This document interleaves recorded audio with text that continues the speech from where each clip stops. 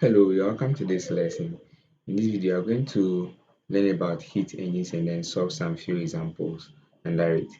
So this figure here that I have on the screen shows us how heat engines work. So the heat engine will take out heat from a higher temperature source and then use part of this heat to produce a work output and then reject the remaining heat into a heat sink. So that's what this figure here is telling us. So there's going to be a heat flow in this overall system here, and heat flow is measured in joules per second.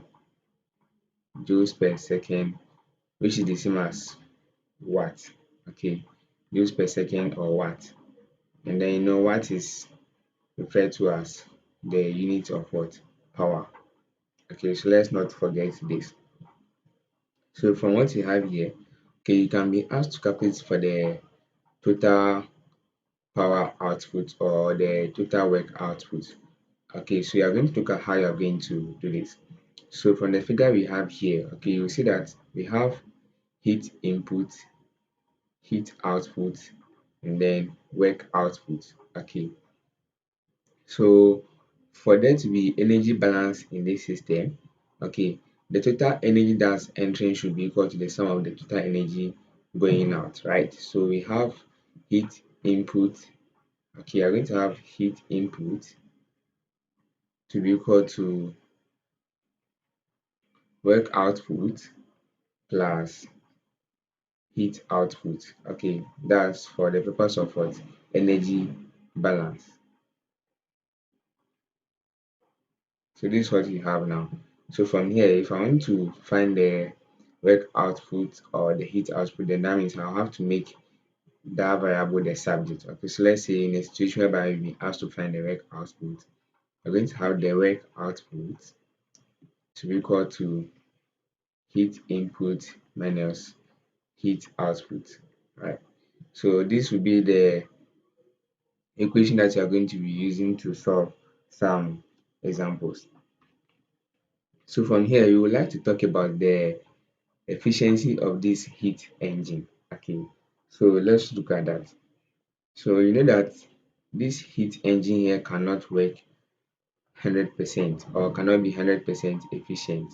Okay, so what you're going to do is that you're going to derive an expression that you use to calculate for its efficiency.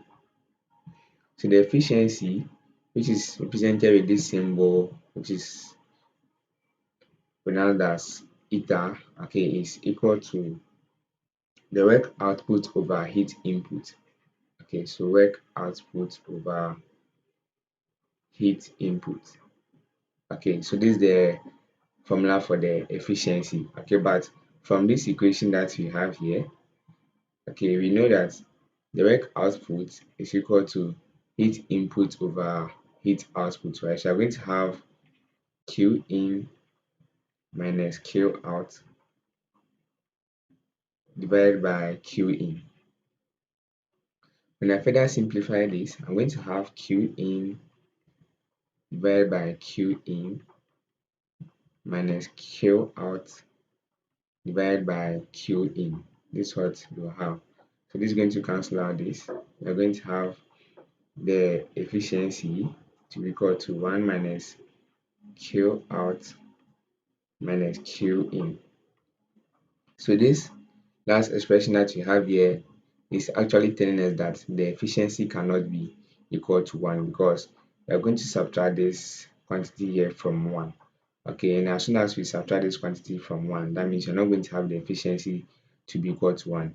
And then before the efficiency can be equal to 1, then Q out must be equal to 0. In that case, you're going to have 1 minus 0. But no matter what happens, the heat energy is not going to use 100% of the heat input to produce work. There's going to be a waste heat no matter what. So Q out can never be 0. So this tells us that the efficiency of this heat engine can never be 1 or can never be 100%. So with this understanding, we are going to try our hands on some few examples. So I have my first example here, which is that heat is transferred to a heat engine from a furnace at a rate of 80 megawatts. If the rate of waste heat rejection to a nearby river is 30 megawatts, determine the net power output and the thermal efficiency for this heat engine. So this is the question that we have. So first of all, you have to determine the power output, okay, which is the same as the work output, and then the thermal efficiency of the heat engine. So let's write down the data that we have. So first of all, we have the heat input, which is equal to 80 megawatts. And then we have the waste heat rejected, which is the heat output, which is 30 megawatts. Okay, and then you have to find the power output, which is the same as the work output, which you don't know yet. And then you have to find the thermal efficiency, which you don't know yet also. So let's look at how you're going to find it. So you know that the heat input should be equal to the sum of the heat output plus the work output for us to have energy balance. Okay, so the you're going to have work output to be equal to heat input minus heat output.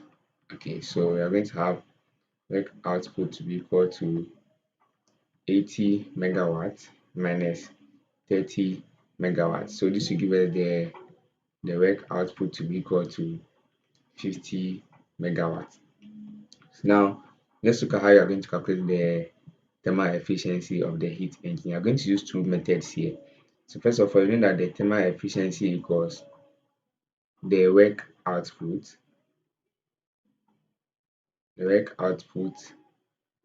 over the heat input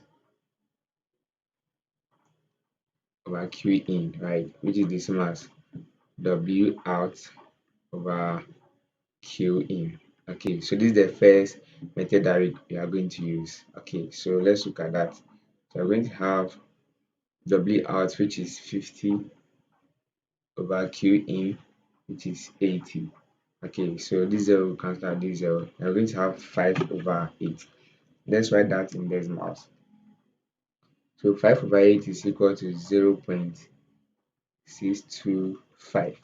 Okay, so this will be the efficiency, okay, of this heat engine. Another method we can use would be the efficiency equals 1 minus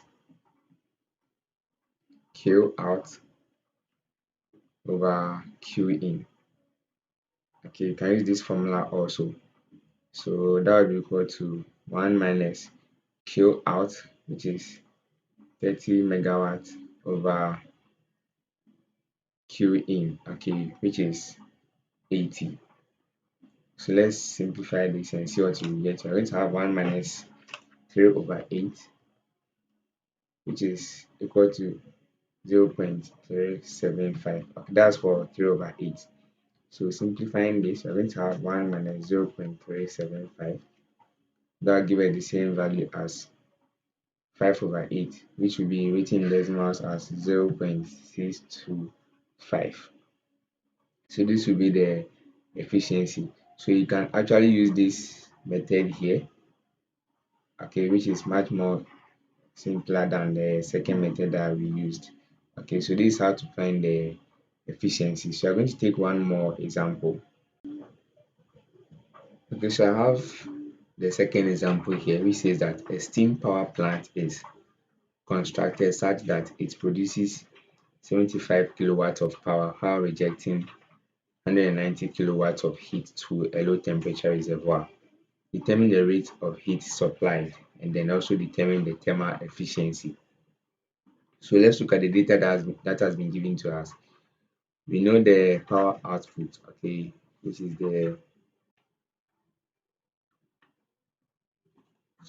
we know the power output, which is the W out. Okay, so let me write this here. The W out, which is equal to 75 kilowatts. And then we know the heat output, which is Q out. Then that's equal to 190 kilowatts. So you have to determine the rate of heat supply, which is the Q in, which you don't know yet, and then the efficiency, which you don't know also. So let's find Q in. So we know that Q in will equal to work output plus heat output. Okay, so we're going to have Q in to be equal to 25 kilowatts plus 190 kilowatts. Okay, so let's sum this up. That'll be 75 plus 190. This will give us the rate of heat supply to be equal to 265 kilowatts. Okay, so this will be the answer for the rate of heat supply. So now let's find the efficiency, which is the same as the work output over heat input. So this will be equal to 75 kilowatts over 265. Okay, so let's simplify this and see what we get. So this will be equal to 0.283. So this will be the efficiency of the of the this will be the thermal efficiency, sorry. Okay, this will be the thermal efficiency. So that's all for this question also. You can go ahead and try this formula also, which will be 1 minus Q out over Q in. That should also give you this answer. Sometimes you may be required to multiply the efficiency by 100. Okay, so that means that the answer you get, you multiply by 100, then that give you your answer in percentage. So in this case, you got 0.283. Let's make it 0.28. So that will be times 100. Okay, so that is 0.28 times 100, and then that's going to give us 28. So the efficiency is going to be 28%. Okay, that's what we have. So let's go ahead and then solve the next question. Okay, so I have the last example here, which says that an engine receives heat at the rate of 2000 kilojoules per minute and produces 10 kilowatts of power at the output shaft. Determine the efficiency and then the heat rejected per minute. So we have to determine the heat rejected per minute, which is the heat output, and then the efficiency. So let's look at what we know. We know the heat input, which is equal to 2000 kilojoules per minute. And then we know the power output, which is the same as the work output, to be equal to 10 kilowatts. And then we've been asked to find the heat rejected in the unit of what? That's you have to find the heat rejected per minute. Okay, that's what the question says. And then when we look at this given data here, the heat input is given in kilojoules per minute, and then the work output is given in kilowatts. And then our answer is supposed to be in kilojoules per minute because that's what the question is saying. So because of that, you have to do some unit conversion here. So you will have to convert this 10 kilowatts here into kilojoules per minute so that you can get the heat output to also be in kilojoules per minute. So let's look at how you're going to do this. So you know that 1 kilowatt, okay, is equal to 3600 kilojoule per hour. Okay, this is what you have, but we know that 1 hour equals 60 minutes. So I'm going to write this as 1 kilowatt equals 3600 kilojoule per hour, which in this case will be 60 minutes.